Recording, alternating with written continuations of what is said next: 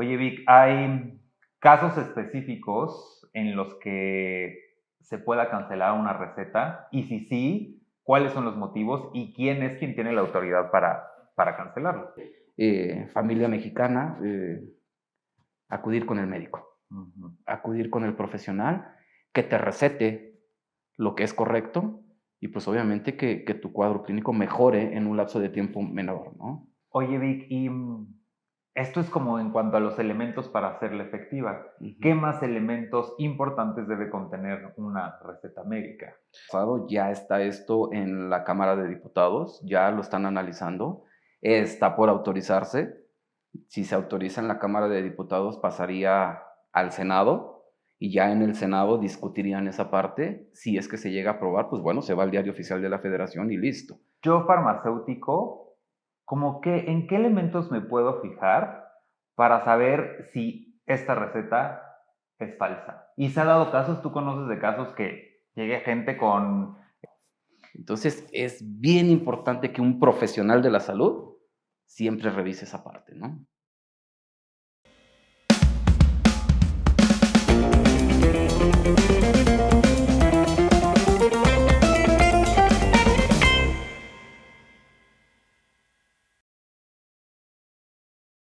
Familia, bienvenidos a un episodio más de Pláticas Farmacéuticas. Pláticas Farmacéuticas es un podcast original de Medicine Depot. Y si ustedes aún no están afiliados a esta gran familia, los invito a que asistan a cualquiera de sus sucursales de conveniencia y le pregunten a uno de nuestros colaboradores cuáles son todos los documentos que ustedes necesitan para afiliarse. Y el episodio de hoy me entusiasma muchísimo porque vamos a estar hablando de un tema de gran interés para todos nuestros amigos farmacéuticos y esto es la receta médica. A ver, familia, les tengo una pregunta. ¿Ustedes tienen conocimiento de cuáles son los elementos que debe contener una receta médica para ser efectiva? ¿Cuáles son los elementos que necesita tener para ser cancelada? ¿O simplemente cómo interpretarla? Pues para eso tenemos el día de hoy a un experto en el tema y él es Víctor Castañeda. Víctor, ¿cómo estás? Bienvenido. Muy bien, excelentemente. Muchísimas gracias, César. Como siempre, es un gusto estar por acá contigo platicando. Y bueno, pues más si se trata de un tema que nos apasiona, ¿no? Es correcto. Vic, acá en el podcast yo lo que hago es a todos nuestros invitados darles el espacio para que sean ellos mismos quienes se presenten. Entonces, siéntete libre de contarle a toda nuestra familia lo que tú quieras de ti. Ok, bueno, pues llevamos ya un ratito en esta parte del sector farmacéutico, César. Hemos trabajado por ahí muy de la mano en la parte de capacitación, muchísimo en los chicos de farmacias, ¿no? Que vemos que es una necesidad que hay actualmente. Llegó un momento hace algunos años en que había más farmacias que tienditas en nuestro país, entonces de ahí la necesidad de que los chicos que están detrás de mostrador pues tengan los conocimientos mínimos necesarios o básicos, vaya, para poder atender las necesidades de la gente que son puntuales, ¿no? Ante la parte de la salud. Oye, Vic, si bien el tema que vamos a estar desarrollando en este episodio, pues es un tema que todos nuestros farmacéuticos deberían de conocer, hoy tú nos vas a apoyar a desmenuzarlo, a entenderlo más a profundidad, ¿cierto?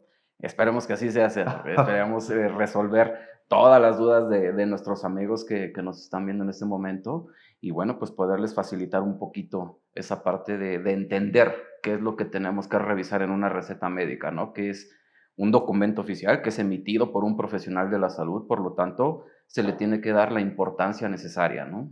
Muy bien, entonces, para tener la información muy completa, yo te iré haciendo ciertas preguntas como si tuviera total desconocimiento acerca del tema, ¿va? Adelante. Y está. Y bueno, pues lo más obvio, ¿no? ¿Cuáles son los elementos que debe contener una receta médica para que ésta sea válida? Ok. Cuando hablamos de elementos en una receta médica, nos vamos a enfocar muchísimo a tres principales, ¿no?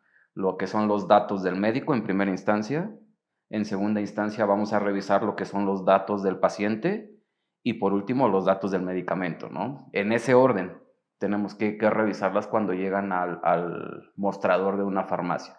Cuando hablamos muy específicamente de los datos del médico, Estamos hablando de que una receta pues debe de traer su nombre, Ujú. debe de traer su cédula profesional, ya sea de la carrera o de la especialidad. Debe de traer el domicilio de su consultorio, la institución que expidió su título profesional, un teléfono, obviamente su firma, la firma tiene que ser autógrafa, esto es súper, súper importante, ya que es lo que hace válida y original a una receta, Ujú. la fecha de prescripción, esto muy enfocado hacia los datos del médico, ¿no? Cuando hablamos de datos del paciente, por ahí la autoridad nos pide de manera obligatoria solamente 2, en el caso de una receta ordinaria, 3 en el caso de una receta especial, ¿no? Que es nombre y edad. Y si nos vamos un poquito hacia la receta especial, bueno, pues tendríamos que anexar el diagnóstico, ¿no? Oye, Vic, y esto es como en cuanto a los elementos para hacerla efectiva. ¿Qué Ujú. más elementos importantes debe contener una receta médica? Ok, siempre se tiene que presentar en forma original. Es Sí. decir, en una farmacia yo no te puedo recibir recetas, copias o que venga en un formato que no se vea que es original. ¿Qué la hace original?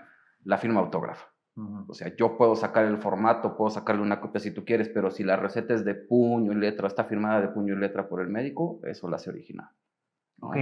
y hace rato me comentabas que, bueno, debe tener el nombre del paciente, ¿no? Y supongo que también ahí debe estar descrito el tipo de medicamento, la presentación y demás. Cuando yo, paciente, voy a una farmacia, ¿debo presentar alguna identificación al farmacéutico o cómo ellos hacen esta parte de que soy el paciente, ¿no? Y no estoy llegando con la receta de alguien más. Sí, claro. Mira, no necesariamente la persona a la que se le está prescribiendo es la que tiene que surtir o eh, se le tiene que dispensar el medicamento, vaya.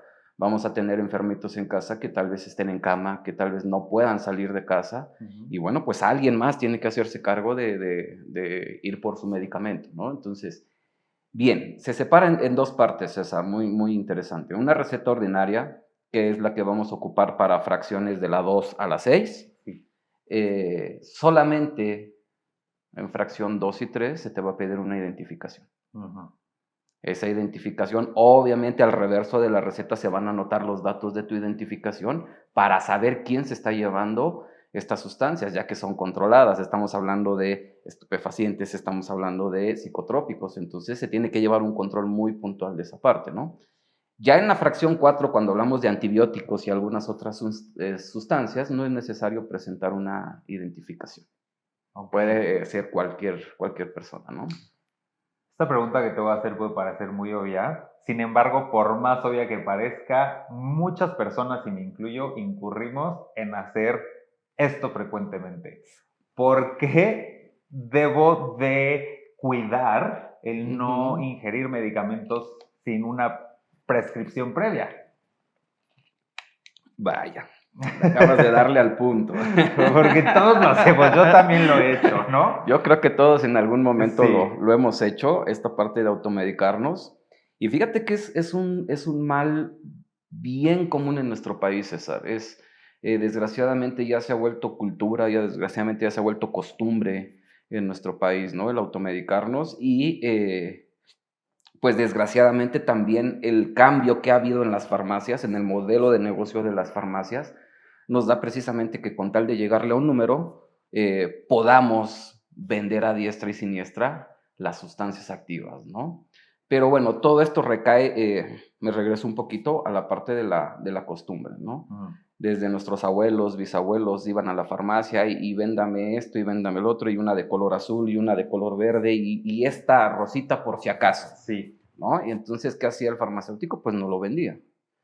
En la actualidad todo eso se ha ido trayendo y ¿qué ha pasado? Que pues bueno, la gente se acostumbra a no ir al médico, ¿sí? Y lo trae ya muy grabado, lo trae en el chip que va a una farmacia y puede recibir o puede comprar medicamentos sin una prescripción. ¿Por qué es importante la prescripción? Para todos nuestros amigos que nos ven, ¿no? Eh, en una farmacia, cuando tú llegas, no te van a tratar o no te van a dar el servicio que tú puedes recibir en un consultorio médico. ¿A qué voy? En un consultorio médico tú llegas y lo primero que hace el médico pues es recibirte, por favor tome asiento y a ver, platíqueme, Sí. ¿qué es lo que usted tiene o qué le pasa? Y viene la primera fase, ¿no? de la consulta, que es la entrevista. Y en la entrevista te hace preguntas muy puntuales, muy específicas acerca de lo que tú estás sintiendo. Una vez que termina la entrevista, viene la segunda parte, que es la revisión. Ujú. Y pasamos a la mesa de exploración y en esta parte pues el médico revisa tu cuerpo y ver si realmente lo que le dijiste verbalmente es lo que él está viendo en la revisión, ¿no?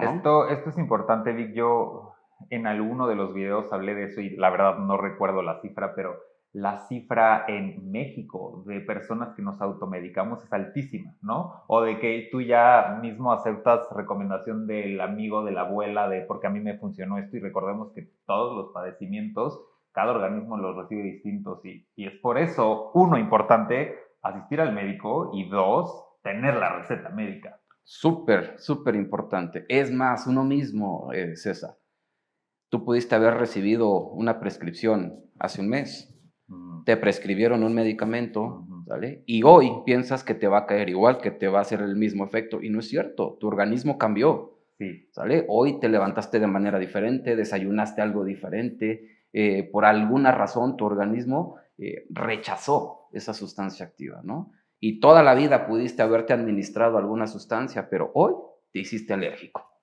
Entonces es bien importante que un profesional de la salud siempre revise esa parte, ¿no? Hilado a esto que me acabas de decir, con base en esto, ¿cuánto es la vigencia de una receta médica? ¿Cuánto tiempo yo tengo para, de que el médico me la dio, poderla ir a hacer efectiva? Depende mucho de la sustancia activa que te estén prescribiendo. Ujú. Mira, en nuestro país, nosotros, de acuerdo al artículo 226 de la Ley General de Salud, nos dice que para la venta y suministro de medicamentos, estos se dividen en 6 fracciones y cada fracción se vende de manera diferente, Ujú. se prescribe de manera diferente, ¿no? Cuando nosotros hablamos de fracción 1, es decir, lo más peligroso que tenemos en nuestro país, que son estupefacientes narcóticos, la vigencia de la receta son 30 días, Ok. a partir de la fecha de prescripción. Ujú. Para la fracción 2 y 3, que son psicotrópicos, en la fracción 2 tenemos la misma vigencia que la 1, que son 30 días.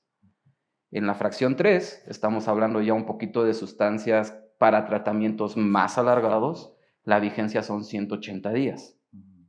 ¿Sí? Para tratamientos de convulsiones, etcétera, que son tratamientos pues muy largos, ¿no? En la fracción 4, donde ya metemos tal vez lo más común, que son antibióticos y algunas otras sustancias, aquí va a depender de los días de tratamiento que mande el médico. Tenemos tratamientos que son unidosis, que pues, la vigencia va a ser un solo día. ¿Por qué? Porque es una sola administración. Sí. Pero tenemos tratamientos de 7, 15, 21 días, entonces va a depender del tiempo de duración del tratamiento. Para fracción 5 y 6, bueno, pues son venta libre. La misma cajita, el etiquetado de la cajita nos va a decir por cuánto tiempo máximo pues tendremos que ingerir esa sustancia, ¿no? Oye, Vic, ¿y hay como un número limitado para cambiar tu receta con tu medicamento? Te digo porque, por ejemplo, em, tengo amigos conocidos que necesitan ciertos medicamentos, pero y que sobre todo en antidepresivos y demás, han estado en desabasto. Entonces luego le dice, pues dame 2 recetas y yo voy y busco en la farmacia en la que hay, pues aquí tienes mis 2 recetas para que me dure para más tiempo, ¿no? Ujú. ¿Eso se puede, no se puede? ¿Qué onda con eso? Está muy controlada esa parte Sí. por parte de la autoridad, pero también Ujú, del profesional de la salud, es decir, del médico, ¿no? ujú, Fíjate, es bien interesante en las recetas cómo se maneja esta situación. Regreso a los controlados. ujú, Para medicamentos controlados, fracción 1, me especifica muy claramente, ¿no? Para una receta solamente puedo prescribir un medicamento. ujú. No puedo meter nada más en esa receta. Y dependerá del médico la cantidad de ese medicamento que me van a dispensar en la receta, ¿no? Para la fracción 2, aquí sí son muy puntuales en la prescripción. ¿Por qué? Porque para la fracción 2 y 3 son medicamentos que actúan en el sistema nervioso central, es decir, desde el cerebro hasta toda la médula espinal, por lo tanto pueden causar adicción. Aún a dosis recetadas por los médicos, ¿eh? Entonces, aquí sí me dice muy puntual, fracción 2, se puede prescribir un medicamento por receta, pero de ese medicamento máximo me pueden vender 2 cajitas, no más, ¿no? Y para todas las demás va a depender también mucho de lo que el médico transcriba o prescriba en la receta médica. Y aquí hablamos de un trabajo en conjunto, ¿no? Porque aquí tú me hablas de la parte del médico y debe existir la parte moral y profesional, y luego viene también la parte para cerrar el ciclo del farmacéutico, ¿no? De Claro. tener toda esa parte moral de no hacer malas prácticas. Claro, es un trabajo en equipo. Todo inicia con la prescripción, Ujú. con este documento que se llama receta, pero no termina ahí, no termina en el consultorio, termina en un giro completamente distinto que es la farmacia, Sí, ¿no? Entonces es un trabajo sí en conjunto de que el médico prescriba de manera correcta, pero que también el farmacéutico respete la decisión del médico. ¿Por qué? Porque si ellos dos hacen bien su trabajo, pues va a resultar en el bienestar del paciente. sí. Si alguno de ellos dos no lo hace bien, pues va a resultar en el malestar del paciente, ¿no? Entonces, la idea aquí es ayudar, no agravar una sintomatología que se pueda presentar en los clientes para la farmacia, pacientes para el médico, ¿no? Porque fíjate, hasta eso cambia. Ujú. Para el consultorio, para el médico, pues son pacientes. Sí. Para la farmacia son clientes. Clientes. Es Claro, sí, correcto, sí. claro. Y que se malentiende muchas veces, Ujú, ¿no? En la farmacia es que ya llegó mi paciente, no es cierto. ujú. O sea, son clientes, Sí. ¿no? Oye, Vic, ¿hay casos específicos en los que se pueda cancelar una receta? Y si sí, ¿cuáles son los motivos y quién es quien tiene la autoridad para cancelarlo? Ok. El caso más común para no aceptar una receta puede ser un error de prescripción. Mm, Siempre les digo a los chicos en las capacitaciones, ¿no? Ustedes farmacéuticos son el último filtro entre el medicamento y el cliente. ujú. Y los médicos, pues son seres humanos, César. También se pueden equivocar, ¿cómo Sí. no? Entonces, ese último filtro va a revisar la receta médica antes de bajar el medicamento del anaquel y poderlo vender. ¿Sí? Entonces, en una receta, por ponerte un ejemplo, ¿no? Juanito Pérez, 2 años de edad, ¿no? Y abajo viene la prescripción, ceftriaxona de 1 gramo. Pues entonces, la cantidad es exorbitante, la sustancia activa no es tan recomendable para un menor de edad. Entonces, ahí el farmacéutico, en ese momento, puede detener la venta Ujú. y por eso se necesita un teléfono del médico, comunicarse con el médico. ¿Sabes qué onda, doc? Tengo una receta tuya, ¿sí? El paciente se llama tal, tiene 2 años de edad, le prescribiste esto. ¿Es correcto? Y ya el médico te dirá si sí o no, y en ese momento detienes la venta y lo regresas con su médico Ok, o das la indicación del médico. ok, Otra bien común, no tener la firma autógrafa del médico, que la hace original. En ese mm, momento tú puedes detener la venta, cancelarla y listo, no se puede, ¿no? Y otra, aún más común, no entenderle a la receta, ujú. ¿no? Sí, Hay recetas médicas que sí, la verdad, son completamente ilegibles. Y si el farmacéutico no comprende cuál es la prescripción, puede dañar aún más la sintomatología del paciente que ayudar. Entonces, aquí, ¿qué se le recomienda al farmacéutico? Ponerse en contacto con el médico y estar bien seguro de qué es lo que se está prescribiendo, ok. ¿no?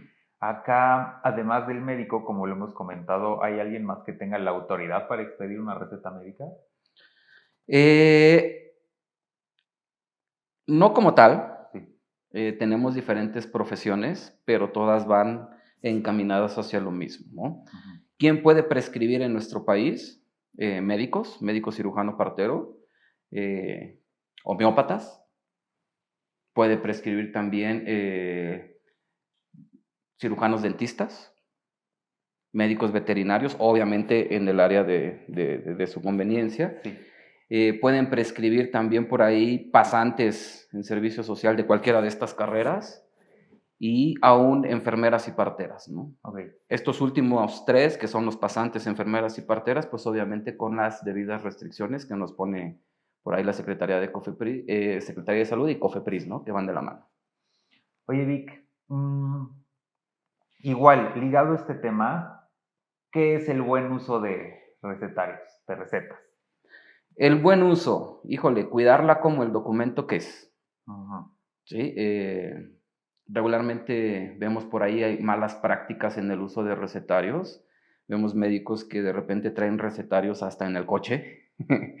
Entonces es importante cuidar mucho esa parte porque finalmente una receta puede ser falsificada, una receta puede ser clonada, si queremos verlo con ese término.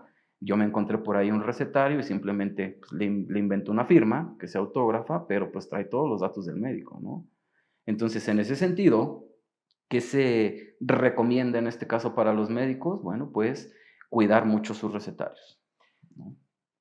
Enfocado a esto, yo farmacéutico, como que, ¿en qué elementos me puedo fijar para saber si esta receta es falsa? Y se ha dado casos, tú conoces de casos que llegue gente con el farmacéutico con alguna receta falsificada o a lo mejor para después hacer negocio, no sé, ¿no? Es enorme el campo, pero yo farmacéutico, ¿cómo puedo identificar que una receta no es verídica, además de la firma autógrafa del Ujú. médico? ¿Qué más puede haber? Sí, claro, sí ha habido muchos casos. ¿Cuáles son los más comunes o cómo podemos identificar que una receta es falsa? Pues primero, tú lo acabas de decir, la firma. Los farmacéuticos ya tienen visualizadas qué recetas llegan a sus farmacias y Mm, cuáles son los médicos que están recetando en esas recetas. ujú.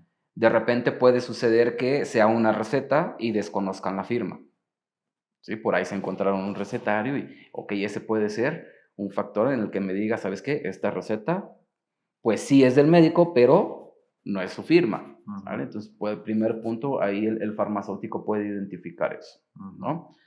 Segundo punto, en donde se pueden dar cuenta que una receta es falsa, bien, en las nuevas cédulas profesionales que les llegan. Me regreso un poquito, ya tienen identificadas qué cédulas son las que les llegan comúnmente. Cuando identifican una nueva cédula, bueno, pues lo recomendable es verificar que esa cédula sea realmente de la persona que está prescribiendo. Podemos meternos en el portal de la SEP para identificar esas cédulas profesionales, ¿no? Nos hemos encontrado recetas con cédulas profesionales de maestros, con cédulas profesionales de cualquier otra carrera que puedas imaginarte, ¿sí? Entonces, en ese caso, ¿qué se recomienda para los farmacéuticos que de repente pueden desconocer alguna cédula profesional o que se les haga raro una receta? Checarla inmediatamente, ¿no? En el ok, portal de la SEP.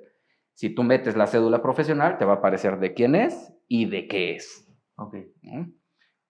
¿Cuál es la metodología a seguir o las recomendaciones que tú das si yo, médico, pierdo mi recetario o yo, paciente, perdí mi receta individual? Ok.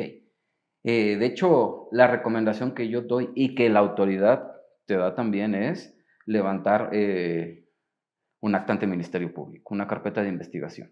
Ujú, ¿Esto para qué? Para deslindar precisamente responsabilidades. ujú, ¿Sí? Cuando yo le doy aviso a la autoridad, se levanta una carpeta de investigación, ellos hacen su trabajo, investigar dónde quedó ese recetario, pero por otro lado queda sentado en un acta que yo perdí ese recetario. Si alguien más hace mal uso de ese recetario, bueno, pues ya hay algo asentado que me deslinda de esa responsabilidad, ¿no? ok. Y en este caso, hemos hablado mucho como de la receta impresa, ¿no? De ir y entregarla. ¿El farmacéutico puede aceptar recetas en formato digital, en un PDF, una fotografía?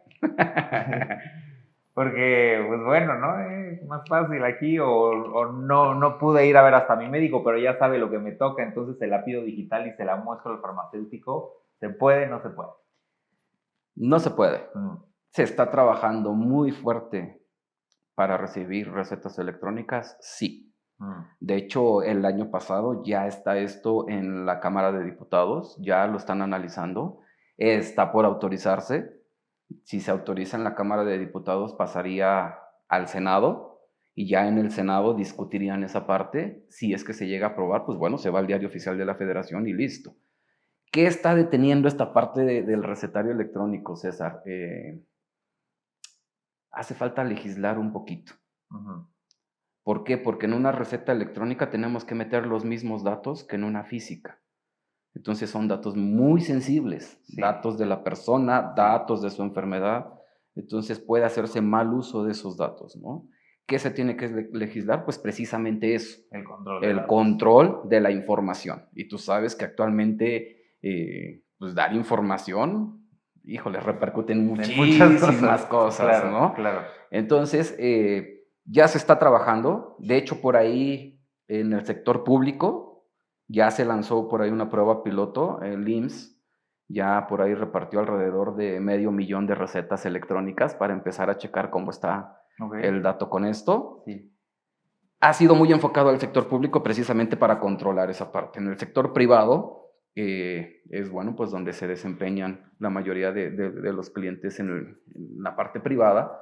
No se ha hecho aún precisamente para no descontrolar, ¿no?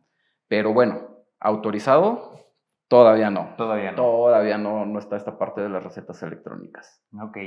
Oye, Vic, ¿y cuáles son los requisitos indispensables para poder autorizar la impresión de un recetario? Ok. Nosotros podemos crear o mandar imprimir un recetario de fracción 4, 5, 6, es más, desde la fracción 2, 3, 4, 5 y 6, sin ninguna autorización de la autoridad correspondiente. Simplemente voy a una imprenta, imprimo mi recetario, ¿sale? ¿Qué lo va a hacer, en este caso, original o que me lo puedan aceptar en la farmacia? La firma del médico, como lo habíamos comentado hace ratito. Para la fracción 1, que son medicamentos controlados, César, ahí sí, el portal de la COFEPRIS, en su página www.gov.cofepris, acá sí me está dando la opción de poder tramitar mi recetario especial en su portal, ¿no? ¿Qué tengo que hacer yo médico? Bueno, pues meterme al portal, hacia la parte de médicos, solicito mi recetario especial. ¿Qué tiene de especial contra una receta ordinaria? Bueno, pues el recetario especial va a traer un código QR. Este código QR pues trae toda la información del médico. Trae o debe de traer forzosamente el diagnóstico del paciente, la leyenda no más de 30 días, que es la fecha de vigencia de esta receta. Entonces, la va a controlar mucho más la autoridad, por eso es que COFEPRIS otorga estos recetarios, ¿vale? También se les llama recetarios electrónicos, pero funcionan solamente para la fracción 1. ¿Estas recetas, una vez que se compre el farmacéutico, debe quedarse con la receta? Claro, siempre con la original. Y es más, una vez que llega la receta a tu mostrador farmacéutico, antes de vender cualquier cosa, primero tienes que revisar en el portal de COFEPRIS que esa receta no ha sido surtida. Sí. ¿Qué pasa y qué debe hacer el farmacéutico una vez que... ¿Cómo funciona esto? A corte de mes, a cada semana, a diario. Yo tengo todas las recetas que surtí. ¿Qué hace el farmacéutico con estas recetas? Bien. Para fracción 1, que son controlados, que son las recetas que emite COFEPRIS, yo tengo que tenerlas archivadas por lo menos 3 años. 3 años. Así es. Okay. ¿Por qué? Porque en una auditoría que esté sujeto yo ante COFEPRIS me va a pedir precisamente el control de esas recetas junto con un libro de control. Entonces tiene que emparejarse la información. ¿Me puede pedir esas recetas? Claro, de 3 años a la fecha. Si yo hablo de una receta ordinaria, son 365 días los que la debo de tener archivada. Y las especiales, 3 años para. Así es. ¿Qué faltas puede llegar a tener un farmacéutico en cuanto a esto que tú me das? ¿Y qué sanciones podría llegar a tener si ocurren en las faltas? Sí. Fíjate que, para empezar, yo creo que la sanción más común o de manera inmediata sería el cierre de establecimiento. El mal manejo de tus recetas o el mal control de tus recetas, ¿no? Tenemos una de las multas más grandes para COFEPRIS o que emite COFEPRIS, que es el control de antibióticos. Y tú sabes que para los antibióticos siempre te van a pedir una receta médica. Si no retiene recetas, si no las descarga en el libro de control, si no lleva una bitácora adecuada, si no empata la información de la receta con lo que tú estás anotando en tu bitácora, bueno, pues puede ser sujeto hasta 16,000 salarios mínimos, ¿no? Wow. Que pues no es nada decoroso, Sí, ¿estás de claro. acuerdo, no? Entonces, sí es muy puntual la autoridad en el buen control de las recetas médicas. Ok. Vic, para ir concluyendo este episodio, ¿hay algo más que te gustaría compartirle a la familia, a nuestros farmacéuticos? Sí, claro, me encantaría, eh, pues, hacer mucho énfasis en esta parte de que el profesional de la salud es la persona que puede ayudarnos Ujú. primero que nada, descubrir qué es lo que nos está enfermando, ¿no? Entonces, desgraciadamente, en nuestro país hay una muy mala información acerca de esto.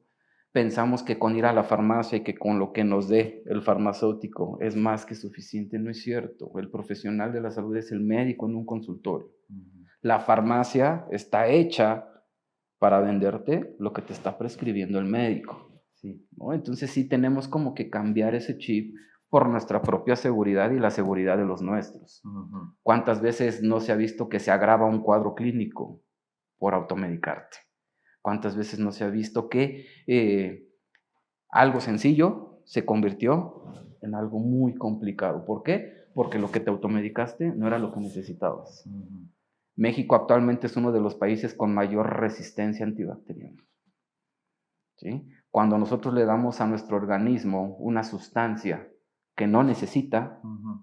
ese bichito, por llamarlo así, que te está enfermando, ¿sí? Se vuelve resistente a esa sustancia. Y cuando realmente necesitas esa sustancia, pues ¿qué crees? Ya no hace. Ya se ríe de ella, ¿no? Entonces Sí, necesitas algo más fuerte. sí. Por eso es súper importante que familia mexicana, acudir con el médico, Ujú. acudir con el profesional que te recete lo que es correcto y pues obviamente que tu cuadro clínico mejore en un lapso de tiempo menor, ¿no? Así es.